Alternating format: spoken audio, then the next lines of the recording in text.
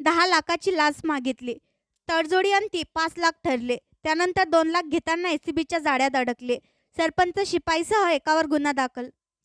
शेतजमिनीबाबत ग्रामपंचायतकडून court कचेऱ्यांचा त्रास न होऊ देण्याच्या मोबदल्यात 1.5 लाख चौरस फुटाचा प्लॉट खरेदी करून द्यावा लागेल असे सांगितले. पण तक्रारदारांनी नकार दिल्याने चाळीसगाव येथील बहाड येथील सरपंच राजेंद्र मोरे व शिपाई शांताराम तुकाराम बोरसे यांनी 10 लाखाच्या लाचेची मागणी केली.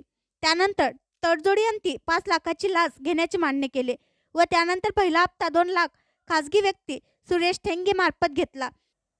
त्याचमुळे लाचलुचपत विभागाने कारवाई केली. या कारवाईबाबत दिलेली माहिती अशी की तक्रारदार यांची मौजे बहाड रथाचे तालुका चाळीसगाव जिल्हा जळगाव येथे गट क्रमांक 57/2 क्षेत्र 1 हेक्टर 64 आरशी शेत जमीन असून सदर शेतजमिनीवर ग्रामपंचायत बहाड